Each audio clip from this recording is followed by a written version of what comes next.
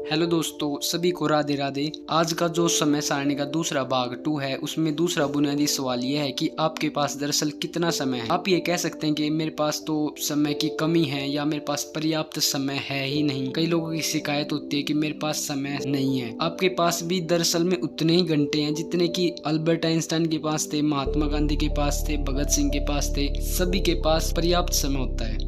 देखिए, भगवान ने ना किसी को सुंदरता ज्यादा दी है, किसी को कम दी है, किसी को बुद्धि ज्यादा दे दी तो किसी को कम दी है, किसी को दौलत ज्यादा दे दी तो किसी को कम दी है, लेकिन सबको समान हर एक चीज नहीं दी है। लेकिन सिर्फ एक ही चीज है जो सबको बराबर दी है। विचार करो, वो क्या है? वो है एक दिन में 24 घंटे।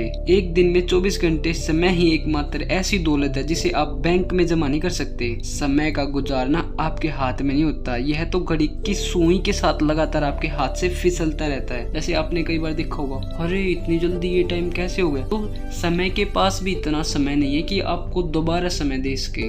आपके हाथ में तो बस इतना रहता है कि आप या तो इस समय का सही उपयोग करें या फिर इसका दुरुपयोग करें। अगर आप इसका सही उपयोग करते हैं तो आपको अच्छे परिणाम मिलेंगे, और अगर आप इसका दुरुपयोग यानी गलत प्रयोग करेंगे तो आपको बुरे परिणाम मिलेंगे। लेकिन यहाँ पे ना ध्यान देने वाली बात यह है कि बस हमारे पास कहने को तो 24 घंटे होते हैं, लेकिन वास्तव में इतना समय हमारे हाथ में नहीं होता। वैसे तुम्हें पता है सच क्या है? सच तो ये है कि आपका ना आपके जो समय है उस पर नियंत्रण है ही नहीं। जैसे 8 घंटे तो नींद में चले जाते हैं, 2 घंटे खाने पीने में, तैयार होने में, या और भी काम होते हैं नित्य कर्म जैसे कुछ भी। यानी हमारे पास दरअसल में 14 घंटों का समय ही होता है। दूसरे शब्दों में कहें तो जीवन में 58% समय पर हमारा नियंत्रण संभव है, जबकि 42% समय हमारे नियंत्रण से बाहर होता है। देखो, भगवान ने हमारे जीवन कितनी आयु का बनाया है?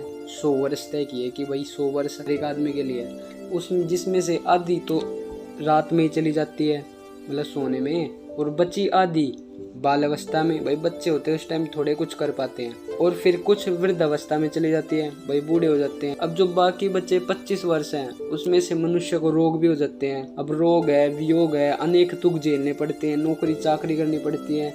इसलिए हम कह सकते हैं कि इस जिंदगी में, छोटी सी जिंदगी में, हमारे पास चंचल इस जीवन में लेस मात्र भी सुख नहीं है। यानी कि हमारे पास सुख तो बचा ही नहीं, सब कुछ तो खत्म ही हो चुका है। जब अब समय है, जो है समय ही है, समय अनमोल है, क्योंकि वास्तव में समय ही संसार की एकमात्र ऐसी चीज है जो सीमित है।